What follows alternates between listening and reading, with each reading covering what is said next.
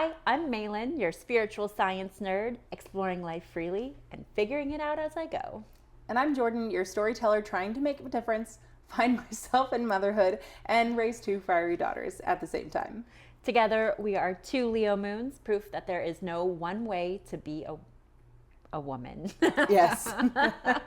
Because women contain multitudes, and we're here for all of it. A powerful woman. Yes. Or any woman in general. That's true. That's true. All right. Well, welcome back, everyone. Welcome to Two Leo Moons. What are we doing? Where are we? I don't know. What are we talking about today? Today is going to be a really great episode. We have brought back Laci Whipple By popular demand. to talk about body image. So last time we really dove into specifically eating disorders and kind of how that is separate but linked to body image, and this time we really dive into the body image part. So, okay, I think I have good news. Okay. So, taking a look at the immediate astrology, I hope, I pray, I manifest, I believe that we're going to start feeling things to be a little bit more balanced. We have a lot of change coming up pretty close together, but energy is going to be spread out a little bit. Yeah. So we've got the sun moving into Gemini. So we're finishing up Taurus season. We're moving into Gemini, as well as Mercury moving into Gemini. Okay. Now that's good news because Mercury likes to be in Gemini. And this is very, I say it again and again, I love Gemini energy. It's interesting, it's fun. But then we also have Venus moving into Cancer and Mars moving into Taurus. So the reason I bring all of this up, besides the fact that it's happening, is not too many episodes ago, I had talked about how all of those planets were in Aries. Yeah. And things were fiery and things were like moving forward, which is great. That was really good for momentum and action and like starting off the new year as in the new astrological year. But that's a lot of energy in one place and not a lot of balance. And depending on where that hits your personal chart, that might have not felt great. It might have been pretty uncomfortable for a lot of people. And again, it always comes back to needing some balance. So what I like about what we're seeing now is the sun and Mercury in Gemini is going to be like mental stimulation, like I said, curiosity, communication, socialization. So it's a fun energy. Yeah. It's an interesting energy. It can be a little, I kind of equate it to ADHD energy. It can be a little chaotic. Yeah. I think chaotic is fun. Not everyone feels that way. But it's going to be balanced out by Mars, which is action, right? Action, that being in Taurus. And Taurus, we talked about last time as like grounding, practical. So you're taking that planet Mars of like that momentum and that action, and Taurus is kind of slowing it down. And it's saying like, okay, let's be persistent, let's be practical. Yeah. And then Venus is moving into Cancer. So those signs have separated. They're not all compressed into one sign. You have the air sign, Gemini, you have earth sign, Taurus, and then we have water sign, Cancer. So we're getting a nice spread of energy. And so I personally am like, I think I could use this balance of both, because I don't know about you, but I feel like since April, things have been full steam ahead. Yes. And there's been like a really heavy, it's been great for me, but it's also been heavy. Yeah. So just because it's positive doesn't mean that it's not weighing on you. There's, for me, been a lot of like lessons. Yeah. I'm learning a lot, and there's like emotional heaviness, there's emotional processing, mental processing. And so yeah, what do you think about all that? Yeah, I am looking forward to balance. I'm reflecting now. I remember talking about all that Aries energy and coming into it with a like, ooh, what am I going to do? What's going to get done? And for me personally, nothing has gotten done. Everything's just been so much all the time. Yeah. And I'm sure things have actually gotten done. But the way you're feeling. The way that I'm feeling is that it's been so action oriented that there's been no like process. It's just been movement. And I think my Virgo sun is like, no, no, no, no, no. We need like plans, and we need operations, and we need things that are going to make all the work meaningful, because if it's not sustainable, then why do it? But I honestly feel like the last 4-ish weeks have just been unsustainable movement. Yes. And now and I think I'm reaching a place where I'm like, no, wait a second, I can control that. I'm the person that's doing all of these things, and if I can't continue doing them, then I just stop doing them. And you wouldn't think that that's a huge revelation, but it is. Oh, yeah. So I do definitely feel a shift personally, and if balance is in our future, then I look forward to that balance, because I'm fucking exhausted. This is something hopeful for you. Okay. You are a Scorpio rising. That means that your chart ruler is Mars. Everyone can feel a shift when any planet moves into a new sign. So everyone is going to feel everything we just talked about. The one that might feel stronger to you is every time Mars shifts. And Mars stays in a sign longer than some of the other ones. So Mars is usually in a sign for about 6 weeks.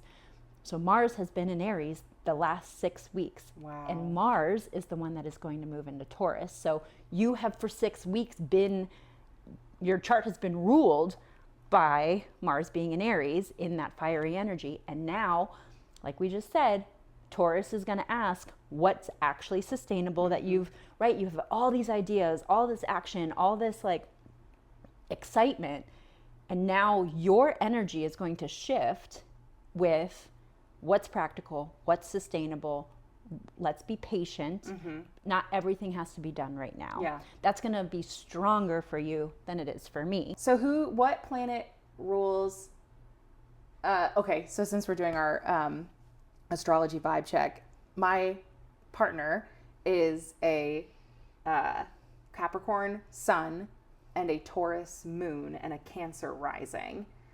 And yesterday he asked me to ask Malin what is going on with the planets and the moon and the stars, because something be happening. And so what do you feel like, if he's described it almost as an energy of like, he's been making this physical motion of like something is happening, but he can't quite get there yet. And so with what rules his chart, being a Cancer rising?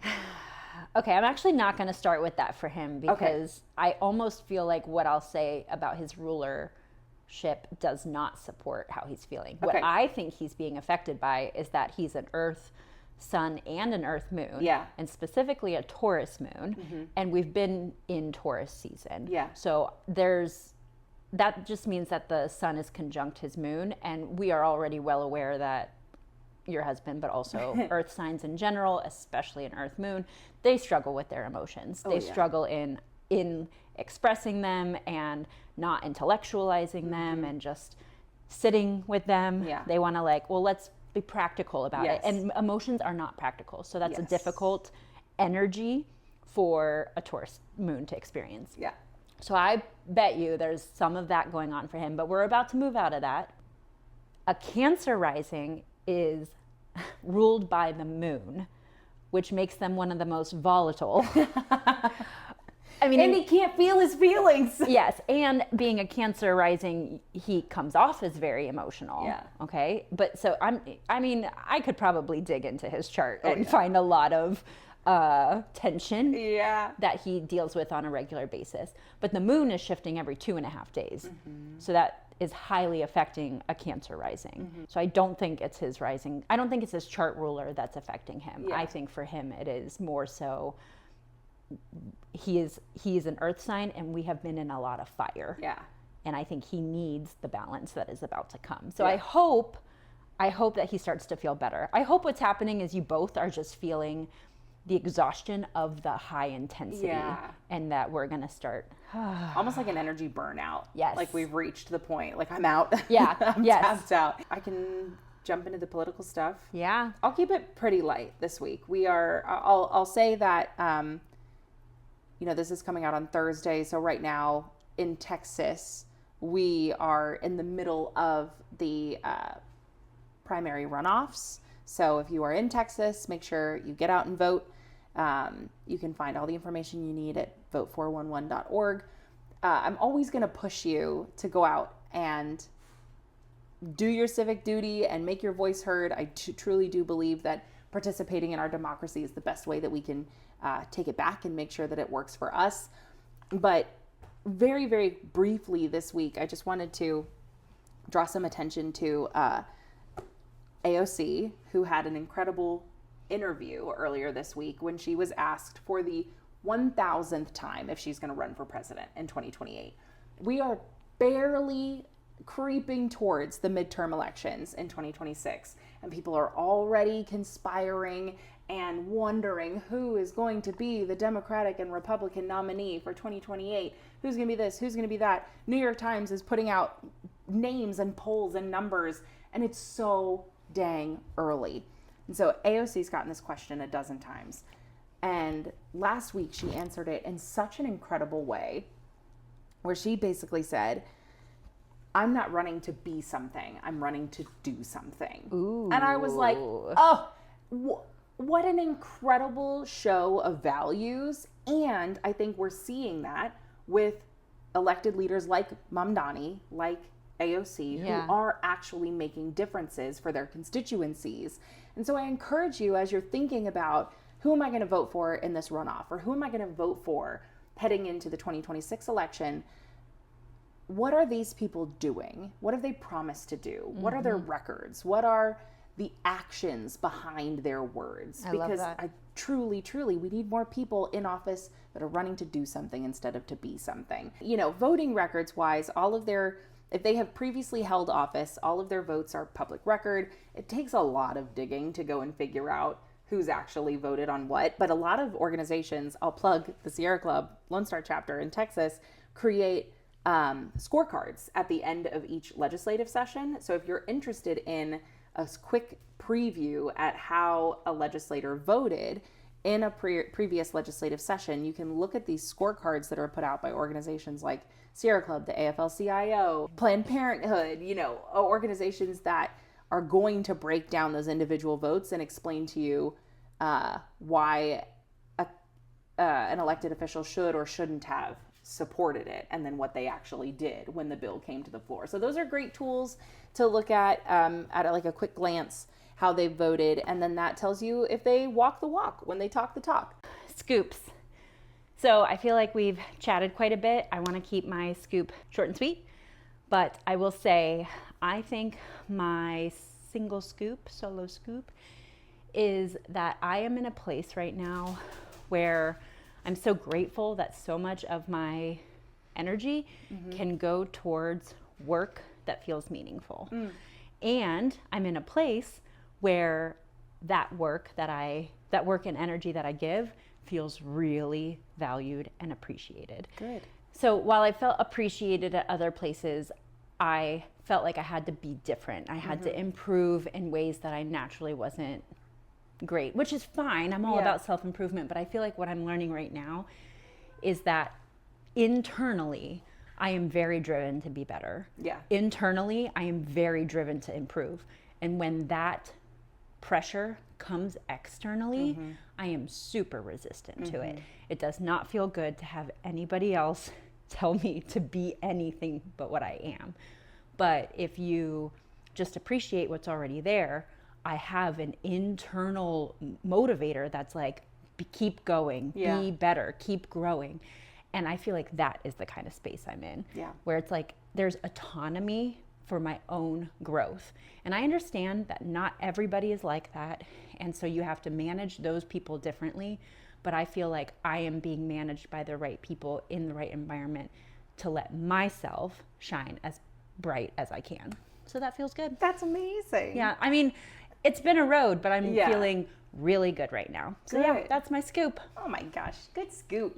My scoop is about birthday parties and the ups and downs of birthday party culture. Oh boy. In elementary school, and honestly it kind of starts in preschool. As soon as your kid has friends, as soon as they start to get little birthday party invitations sent home in their home folder, and they realize what they are, and you can no longer like hide them away, so you don't have to have a birthday party every weekend. But I mean, there is a birthday party every single weekend. Yeah. And it's starting to be fun. Which Okay. is which is great. Yeah. For a long time, when it was like typically my husband works on the weekends, so I do a lot of these parties by myself. And having 2 kids, one that's almost 6 and is like starting to be at the age where all she wants to do is hang out with her friends. Like, she's not at my hip anymore. We had a birthday party this weekend where she was like totally just gone for the more whole independent, way more independent. And it was so cool to watch her socialize and see their little games that they play, and they still like 6, 7, and they think they're so funny, and it's so cute. And then I have my toddler, and when I was baby wearing with her and my oldest was stuck to my hip, it was like, this isn't fun. Like, I can't socialize. She's anxious. I'm anxious. I'm hot with the baby on me. Like, this was too much. And at this party this weekend, my toddler was running around like a maniac, but she was like everybody's little sister. And for a couple minutes at a time, I was like by myself or hanging out with other grown-ups and kind of chit-chatting. And I was like, what is this? Yeah, like I was a little skeptical. This is different. This is still strange, but it's okay. And they had like a cooler of beer. So I'm just like sipping my beer at this party zone. And I do think parents across the board need to chill the F out about birthday parties. Like, it's just not that serious. All right. Should we move into maybe some Healthy magical men? Magic Mike. Has some healthy masculinity. All right. We both came unprepared for this. I have not had any super standout moments with any men. I'm not saying I had bad experiences. I'm just saying that nothing struck me where I was like, This wow, is the man. Standout, positive. My standout moment was my husband talking about starting therapy. Yeah. And like, that's green flag. That's a very healthy, very masculine thing to do, is to seek support in an area that is typically uncomfortable and like diminished or looked down upon for men. And so I'd say this daily dose of healthy masculinity goes to any man that is seeking or participating in therapy. Yes, and I also have a friend who I got in touch with recently, and then he also mentioned to me that he had gone to see a therapist and is started on some medication that he's been putting off his whole life. So yeah, this is some claps, some cheers for the men in therapy. I love it. It's a good thing. Well, good for all the men out there getting into therapy. It really, it can help. If you are going to work to better understand yourself, you are going to be able to better understand and be kinder to other people. Absolutely. All right, well, super excited to have Laci back. Like I mentioned earlier, we're diving into body image, and I did want to spend a little bit of time chatting amongst ourselves before we do a deep dive with Laci. But yeah, so something that, I don't know, I guess like, I feel like, I'm sure it's a journey. I know with me personally, my journey with body image and the way I feel about my body, like both, right? It's like the way I see myself and the way it feels to be in my body are different.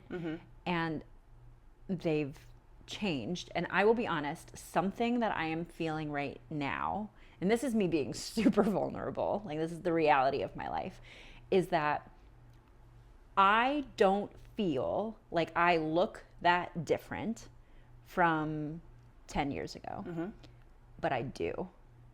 I feel like I'm the same, but my body has changed. Then when I see myself, I think what I'm experiencing is that I can look back on photos from 10 years ago, and now when I see those photos, I'm like, oh, I was thin. Like I can see it in my face, and I can see it in my arms. I can see it in my thighs that I was thin. But I thought that I looked big. And now I genuinely am bigger, but to me, my body looks the same. Right. And so I think it's because now I'm more comfortable in my body. Yeah. So I'm like, this is my body, and this has always been my body. Yeah. And then I get thrown when I see myself because I'm like, I used to look that thin. Right. And I'm shook. I'm like, I don't remember being skinny. Right. I think I've always been kind of average. Like I've never really struggled with my weight, but I have never been the skinny girl. So it's like, oh, I'm athletic, I'm average. And I'm just like having this really weird experience in my life, you know, coming up on 40, where I'm for the first time kind of seeing that I, you know, so hard on myself when I was younger, and grateful that I'm kind of less hard on myself now. Now, don't get me wrong. I've got my days, and I still care a lot about my body, but it's so much more focused on, can I do the things I want to do? Yeah. Do I still bend the way I want to bend? Can I still go up the stairs? You know, like, can I still go on walks and hikes and activities? That's what I'm so focused on. But to me, my body just feels the same. Yeah. That's so interesting to hear somebody else say, like, so close to what I'm experiencing too. And I think it's I wonder how common it is for especially women to look back on pictures of themselves and be like, I had no idea. Yeah. Like, I spent so much of my 20s hurting myself. Yeah. To try to look a certain way and be a certain way. And like, I was so cruel to my body when I really think back on it. And I still thought that I needed to lose more weight, and I needed to do all of these really extreme, to go like lay in tanning beds, to be like expose myself to skin cancer in order to look more tan. And it just blows my mind that was my norm for so long. And I do think now I struggle because I think my body image is better. Like, I don't look at myself and feel negative feelings as often. Again, I have my days. Sure. And I don't feel super comfortable in my body right now because there's been such a change in my activity level over the last couple years. And so I'm in this interesting place of, I love my body way more now than I did. And appreciate. And I appreciate my body, and she's been through so much, and she's made life, and and keeps me doing all of the things that I love every day. And there are things that I want to do to feel healthier. Yes. And there are things that I want to do to be able to continue going on those hikes and like not be as winded. But it's not about looking a certain way anymore. Yeah. It's about feeling a certain way. So I'm very curious to hear how y'all's conversation went and kind of the different directions that this goes, because it is such a unique and shared experience. And layered. Very, very layered. Layered, because I think a lot of what you and I are talking about, if there's like age is a factor. Yeah. Culture is a factor. Politics is a factor. The media is a factor. Peers are a factor. Your parents are a factor. Like, it is, gender is a factor. You know, there's so many things that are influencing it. And I do think that there has been a cultural shift. But that doesn't mean that those effects aren't still there and that we're not still working through a lot of them. Absolutely. So, yeah. Welcome back, Laci. I'm so excited to have you here in person. I'm so excited to be here in person. Like, thank you for having me back, and getting to do it in person is really fun. Yeah, it's just so good to see you in general. And of course, I mean, I'm really excited that you're able to do this again, because last time we tried to tackle eating disorders and we couldn't even touch on body image and how that is different but related. And, you know, I think the eating disorders affects more people than we're aware of. And we did want to help raise awareness about that. But body image is really, I can't think of a person that's not affecting, especially in today's day and age. Yeah. So before we go in though, I wanted to ask you a question, which I've already asked you about your moon sign and your intuition. So this time I wanted to ask you, what is something that your body has taught you that your mind could not? That is such a good question. I honestly think like gratitude, because especially with health, right? It's like you don't know like what you have until it was gone, right? And I've definitely had experiences where I realized how important my health was when I didn't have it. Yeah. And then having a lot of gratitude, you know, for what your body does and the health that it gives you when you take care of it. I mean, that is probably the biggest lesson that I've learned. I love that. Perfect. Okay, so we're gonna try and tackle this, but we should start off pretty simple. What is body image? Because I think we have an idea of what it is, but I think we have a pretty big misunderstanding. So what's the actual definition of body image? Yeah, so the actual definition is the way we perceive our external experience, our external world, our appearance, right? Okay. Like the way we perceive how other people perceive us.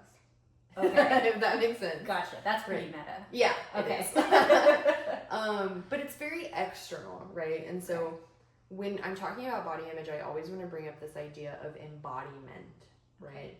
So we can have body image disturbances, right? Like poor body image, but we can also have a poor embodiment experience, I guess, which embodiment is an internal experience. It's how you navigate the world in your unique body, not just what you see on the outside and what you think other people see on the outside. Okay.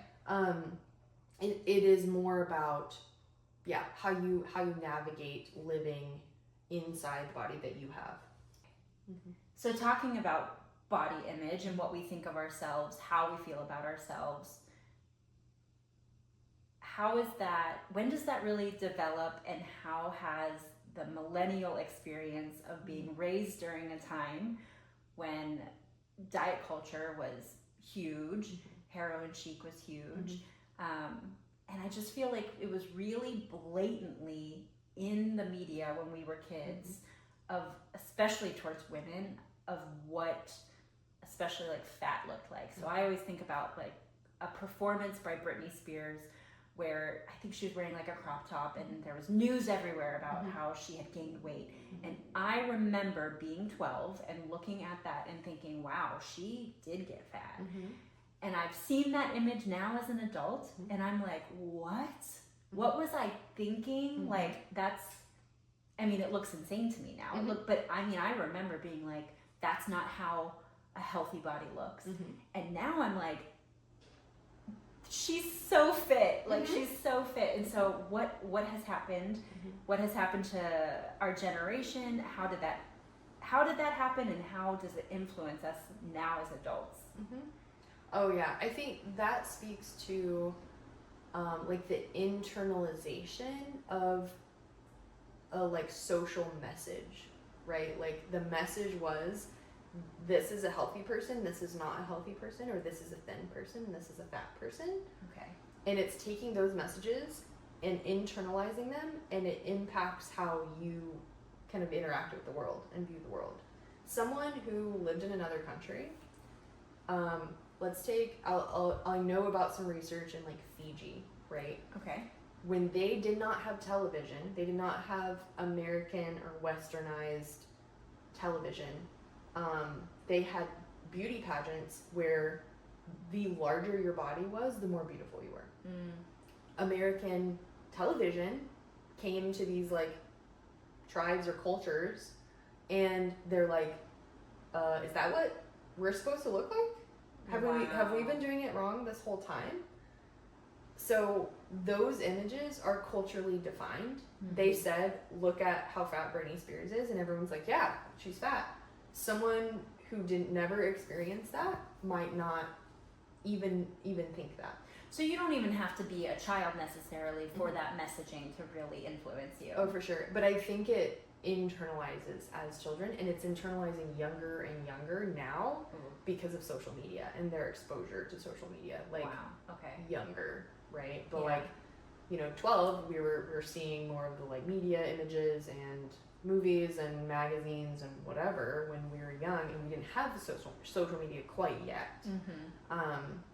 But like, that's a really like tender developmental age, right? Where like when you're 12, you're looking at other people more to tell you like, I'm okay, I'm a normal human. Okay. When we're kids, we look to our parents and adults, and we say like, okay, am I good living in this world? Am I the way I am? And then when you're 12, you stop looking up to your parents and you start looking around you to your peers. And so developmentally, it's like, oh, I'm getting all of these messages from around me telling me I am not okay. And that gets internalized. Like, I'm not okay as I am. Yeah. Or this other person's not okay as they are. So that means when I get that age, I need to not be that size too. Right. Do you think that time period really was especially bad, or is that pretty consistent with most generations has this been going on for a long time, and every generation kind of faces this like reality where they have to like confront their own relationship to their body? Yeah, I think probably every 10 years we do. Probably within a generation, we are constantly facing trends. Our bodies haven't changed drastically, right? Like, we still eat food. It's not like we've reached some like other way of navigating food in our bodies, right? But the trends change all the time. Gotcha. It's how we internalize those trends and those like messages from externally. And you think we internalize them all differently? I think we internalize them a lot the same, Yeah. probably. Okay. Right. So do you think like what millennials are going through right now, just because it's like prevalent on social media, what needs to be happening? Like what am I trying to ask now? I'm going in a totally different direction. Yeah, now. that's okay. Okay, so if millennials had this specific messaging, what are you seeing now in your field of work, how that has specifically influenced our generation? Yeah. Differently from prior generations. Yeah, I think, at least in our generation, I think maybe the bodies that we see in media changed at a faster pace. The trends changed, information spread at a faster pace than it did in previous generations. Okay. So it's almost like other generations, it was kind of like maybe not as big of a deal to adapt to trends because it was slower. Okay. If that makes sense. All of that is guess. Like, I'm a millennial too. Like, I don't know 100% what maybe our parents experienced necessarily, but what I see is it's like a little bit of like now I have to keep up with the trends. I have to do like, oh, the media is telling me that this is a problem. Now I'm insecure about that problem, and I need to buy that product to whatever. Right. But I think maybe previously it was a little bit slower, and people maybe didn't feel as much of a need to like make that change really quick. It's kind of like, oh, I'm living my life, maybe this thing would better me. But now it's like, oh, I am not okay if I don't address this problem that the media told me that I have. Yeah. How do you feel like social media is influencing our body image? I mean, just because we're not saying it's a diet doesn't mean that that's what it isn't what it is. Like, it's the same bullshit, just like with a different name. Yeah. Right? Now it's like a calorie deficit. Okay, but there's still, well, I guess to me, a diet was always, the focus was losing weight. Yeah. And now I feel like everyone's like, no, I'm being healthy. Right. So, but you're saying it's all the same. It is, the same thing in a trench coat, or like Okay. a couple of the same things in a trench coat, Yeah. right? A little bit. It's, you know, I mean, we could get into kind of the reasons why we have these diets. It's like driven by capitalism. Like the diet industry, you know, the wellness industry now, it's just another name, but it is what, like $1 billion or something? Like, it is a lot of money. Yeah. They create insecurities and then give you a product to purchase to fix your insecurities, right? Yeah, people forget that it's the same.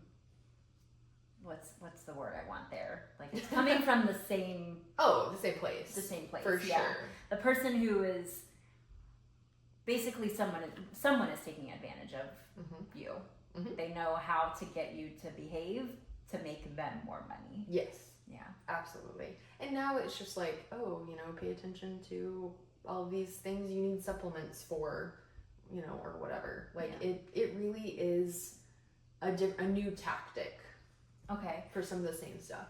So on that note then, I want to like consider that while yes, there could be some negative ways of playing to our insecurities or even creating our insecurities to make money, but I also think that it's not, or I want to believe that it's not totally bad to want to be a healthy person. So I'm going to name a couple of things and you just tell me like, we'll go into detail afterward, but like a quick, like, if there's merit to this or not. Like, if you're like, this is something people really should be paying attention to.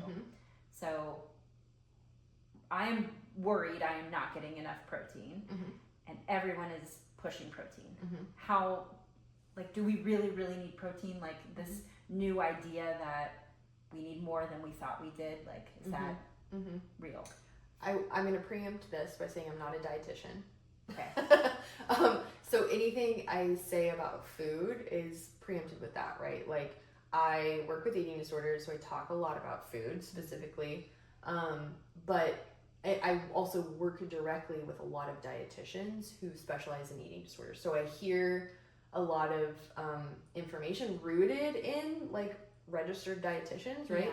But I am not a dietitian. So like, to some extent it is beyond my scope. But I am intuitive eating certified, which is created by dietitians too. There's a lot of information about food within that I can like teach on. So anyway, I just want to like preempt with that. But the protein thing, we have known for years, forever. I've heard it straight out of the mouths of registered dietitians. We get enough protein. Okay.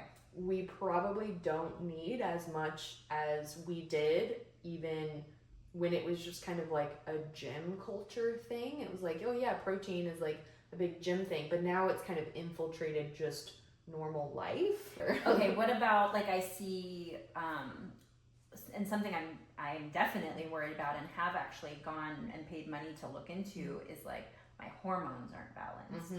And so I almost have like that gut reaction when they're like, do you look like this? And then you look like this. And I'm like, I do that. That it's like, I'm kind of like, I feel like I'm being taken advantage of. But at the same time, I also am like, well, your hormones do change throughout your life. So is hormone balancing something that we have learned more about, and therefore it's good to kind of dive into to make sure that you're healthy? Or is this another example of they've created a problem and now they're possibly taking advantage of that? I think it's potentially both. Okay. I think yes, like we can pay attention to it if we need to, but why are we paying attention to it? Okay. Right? Are we paying attention to it because I genuinely have problems with like my menstrual cycle? Yeah. Or am I doing it because someone told me that we can't have high cortisol online? Right. Okay, and that's the other one I wanted to dive into, getting specific about which hormones, because I feel like there's some that are targeted towards female hormones in your cycle, and then cortisol, which this one's tough for me because I did go through a phase where I think my cortisol was too high. We are living during a time period when I think people are dealing with chronically high cortisol, which does affect your body in negative ways. Mhm. But yeah, what's the reality of like, now I just feel like this idea of cortisol is kind of overtaking everything, and I'm constantly like, well, I can't have cortisol, you know? Right. Like, Yeah, it completely leaves out the nuance that we actually need cortisol. We need cortisol to wake up in the morning. that's Like- when it's highest. Yeah. That makes sense. Okay. Yeah, like we need a certain level of stress, and we need a certain level of stress hormones Yeah. to function, Right. right? I think we'll probably get into this more, but like it is a yes and, or it's a two things existing at the same time, Okay. right? Yeah. So some of the messaging that's out there about cortisol is like, it's bad, don't be stressed, whatever. And it's like, okay, we are living in a time when everyone is stressed all the time. And like, yeah, we don't need extreme versions, but like we also need cortisol. And so it shouldn't be this like avoidant, never have cortisol, Right. or never have cortisol spikes, Yeah. right? Like that would be one, unrealistic, and two, impossible Yeah. to avoid. And it's just it's getting lost in the sauce a little bit. Gotcha. What about carb cycling? Yay or nay? Never, no. You hate it. I hate it. Okay. It is a form. It's yeah. been like, I've got friends who do it and they're like, Mhm. it's not that bad. It's like it's good for my body. Protein, fat, and carbs. Our bodies need all of those components, and it takes every one of those and it converts it into glucose for energy. Okay. Carbs are the quickest way. Mm-hmm. They get turned into glucose faster than protein or fat. But ultimately, like protein, even if you eat a ton of protein, one, your body probably can't even process it fully. Two, it's gonna get turned into energy, and then the rest is gonna go away anyway. Yeah. Like it's going to basically it all does the same thing in a different time frame. Okay. Yeah. That makes sense. Right. So especially when people are really freaked out about carbs and sugar, Mm-hmm. literally, like, we crave carbs and we crave sugar because it's the fastest way our body can make energy. Okay. Bodies love the shortcut. Yeah. Bodies want to use the least amount of energy possible to survive, right? Mhm. It's all about efficiency, all about adaptation. It's very like animalistic in that way. Like our bodies are just an animal Right. that run on these systems that we think we have a lot more control over than we do. Right. And the whole carb thing is one that we think we have a ton more control over than we actually do. We need carbs, and it's a lot larger of a percentage of our daily eating pattern and our diet that should be carbs than we realize. Ultimately, none of this matters Okay. if you are not eating enough food, Yeah. right? Yeah. I also want to point out, paying attention this detailed and nuanced to our nutrition and our body and our health is a privilege. You can be perfectly healthy without following any wellness trends. Yeah. Right? I love Because it. ultimately, what is healthy? What is the definition of healthy? I'm like embarrassed that I can't even answer this right now. You can ask a million different people and you will have a million different answers. Okay. I was like, oh, I don't know. Right? Right? And we assume Yeah. the wellness influencer world is what's healthy. Yeah. I did want to take this idea of just the influencers and the wellness industry and social media just down our throats all the time and kind of use that to address what you really focus on, which so far we've really focused on the female experience, what it was like, you know, growing up as a young kid a young girl in the 90s, but you focus on specifically body image for men. I mean, yeah, I treat people with eating disorders and do a lot of body image work with anybody. And then I also specialize in men's issues. So I work a lot with men, anxiety, depression, that type of thing. But because those are my two specialties, I end up in this really niche space where I'm treating men for eating disorders and body image disturbance. I also am like a published researcher, all on men's body image specifically, because there's a real need. Like once I got into the research space for eating disorder and body image stuff, I realized how much we're kind of lacking in knowledge around men's body image.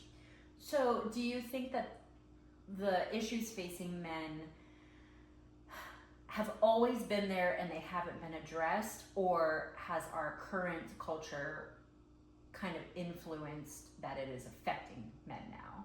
The latter. The latter. Yeah. Okay. I think for women, and I'll do some like gender comparison, right? Like for women, for a really long time, we have focused on women's bodies, right? Well, in all the wrong ways. In all the wrong because ways. not when it comes to medical research or No. taking care of us. Of course, yeah, and maternal care and all, yeah, absolutely. No, but like we have focused on women's body image, Yes. like Okay. body ideals, You're right? controlling. Yeah. Controlling for a very long time. And then I'm gonna get really deep here. Okay. Okay. Let's go. Putting on my snorkel. Right. So women, and again, this is like broad strokes, right? Think about like the 50s when it was like women stayed at home and had kids and they had their little, they had to look a certain way and their little pearls and their whatever, right? That image. Yeah. What's the movie? Oh. Shoot. Not the Stepford Wives, but the one. Hello, Darling. Is it something, Darling? Oh, I don't even know. No. No You don't know idea. either. Never mind. Bad Okay. reference, but we'll Yeah. talk about that later. It's like Leave It to Beaver type of, Yes. that type of vibe, right? So the women stayed at home and they had to look a certain way, right? Notice in that era, men's standards for masculinity was success, Mm-hmm. providing, having a good job, you're gone at work, and you come home, and whatever. Nobody cared what men look like. Yeah. If we look at like the original bodybuilder, like the original stage of bodybuilding in like the 50s, they just look like normal guys. Now, to us. Okay. Well, okay, Like I see what you're trim, saying. Yeah. right? But like, they're not super beefy and Jacked, super jacked. G.I. Joe was a normal guy in like the 40s. By the 90s, he's like double musculature, right? Yeah. Like huge and jacked. So something did change for men, Okay. right? And that is in part because think about the 50s, right? And then we got into the industrial era and men all like went off to war. Yeah. And women were working. Mm-hmm. And so the gender norm tables started shifting. Okay. Men have not been the sole breadwinners and the sole providers and protectors and success people, right? Women can do those things now. Mm-hmm. What this has meant is for a very long time, women can, they've had to do it all. They've had to have the kids and look a certain way and like be hot doing all of it, and be the CEO and make money and be successful, right? And we have had the social emotional infrastructure to talk about these things. Women can talk about it. Mm. There's been eras where we haven't, and I feel like in the last 20 years-ish, maybe longer, for women, it's been like, yeah, doesn't this suck? And we can actually talk about it, Yeah. right? Okay. For men... This is so wild. We are talking about female privilege. Uh-huh. This is new. I know. Trust me, I have a lot of feelings about like doing the men's work that I do. Right? Yeah. It's an interesting spot to be in. It's nuanced. Yes. Mm-hmm. So once the tables kind of turned, right? Like the gender norms balanced out a lot. We have the social emotional infrastructure for women to discuss this. I won't go into why this is, like I'll just leave it at this, but like masculinity needs the upper hand. I want to like clarify. Yeah. Are you saying men need the Oh, the research says men need the upper hand. Men want the upper hand. They are threatened. Okay, they're threatened. Yes. In order to continue having the upper hand, men and masculinity are turning inward, and they are, and not turning inward, not reflecting. Let's be clear. Not self-aware. No. Turning to their bodies Okay. as a form of providing value. Okay. If I can focus on how big my muscles are, that means I am the provider and I'm the success that the world has told me to be, but there's no infrastructure to help me actually be those things. Okay. Right. And so that now the focus on men's bodies is for them to provide value that in their world, right? To provide value. Because it's not enough to be the breadwinner, it's not enough to be successful, it's not enough to be the protector. Yeah. Because they are not the sole people to do those things anymore. So then, to take it a step further, I mean, media has already perpetuated that, right? It's like the superheroes have gotten bigger, the social media gym content has gotten more prevalent, whatever, right? Men need to provide value in this way, and unlike women, we don't have the social emotional infrastructure to allow men to talk about the feelings and the pressure that are experienced when you have to do it all while you're experiencing like basically the crumbling of your own gender norms, right? So body image for men is, you know, the standards are prevalent for men, and somebody more prevalent than they used to be. Somebody pointed out to me that men have never gone through a body positive movement. For women's bodies, there has been a body positive movement. So men, think about where women were in the 90s with like heroin chic before body positive. Men are in that phase of this like whole gender change. Right? So maybe there's like a little bit of a dad bod, maybe a little bit more positivity with that because like that was hot for a little bit. That's true. But there's no mom bod, and that's rude.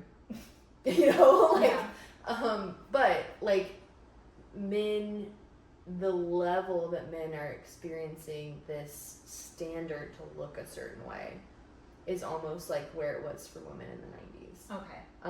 Before there was any like, hey, what if we just like embrace our bodies as they are? The trajectory is maybe men will get there, maybe not, I don't know. But like for men, it hasn't even changed in the media yet. Yeah, that's a lot. Okay, so I don't know if I actually answered your question. I don't even know what I asked. So I mean, that was a journey, but I think I get it. And I think where I want to go from there is if we understand that men are basically the current culture for men is that they are having to confront and deal with body image in a way that they historically have not had to before, and that's not going well for them. So what are the actual consequences of that? What are we seeing? What are the results? So pretty much what I've gathered is that that they have had to look at themselves, but how is that showing up? Well, I mean, from a clinical standpoint, I think men are suffering and going under the radar for like disordered behaviors, because we have not had the language to help men identify that they have problems. Men haven't known that they had problems because everything we know about eating disorders and body image has had feminized language about it. The anorexia diagnosis was not, it included losing a menstrual cycle until 2013. Right. So men can't have it. Right. If you don't have a uterus, then you can't be diagnosed with that, right? But men are anorexic. Or I'm sorry, men can be anorexic. Oh yes. Absolutely. So men get bulimia, get anorexia, get binge eating disorder, right? And women get those too. And men are increasing in those diagnoses now. Okay. Too. Here's the other thing though. Because we've had so much feminized language around it, we have not really had a diagnostic criteria around the disordered eating involved with building muscle. So a lot of the the carb cycling, the bulking and cutting, Yes. Yeah. real gym bro culture. I mean, even like, what is it? Dry scooping, like literally eating straight protein powder. It's so bad. Like there's so. Ew, I'm really upset. I didn't know that was a thing. I just and now ruined I'm something scared. for you. I know. I can barely have protein powder in something. Like I'm like, No. and now I'm imagining just like Gillette, like Oh, you know, and don't. okay. It's okay. Let's leave that one. It's in my mouth. Yeah. I know. I mean, there's just so many disordered behaviors around building muscle for men, and it has been slapped with the like wellness or healthy gym bro label, and it's actually causing a lot of suffering. Yeah, and I think, you know, body image is the surface level topic that's covering up that really deep, like, everyone has told me to be a breadwinner and be successful. Yeah. And like all of that has come crashing down, and I don't know how to deal with that. So I'm gonna like put this band-aid of this body image thing, this like muscle building thing on top of that. It's Ken from a Barbie movie. Exactly. And that's why I focus on body image, because I think for men, because I think it is something tangible, and it is that surface level where it will get men in to talk about those deeper things. Yeah, interesting. What I see and what I probably tell like every single one of my clients is, it is not about our bodies. Like the body image work that I do in therapy with people is not about our bodies. I actually think the body positive movement is great, and it's a great like ideal to love our bodies just as they are, and whatever. And it's still about bodies. And we are so much more than that. What we think about our bodies actually is a very emotional experience. When we feel heavy or feel fat, fat's not a feeling.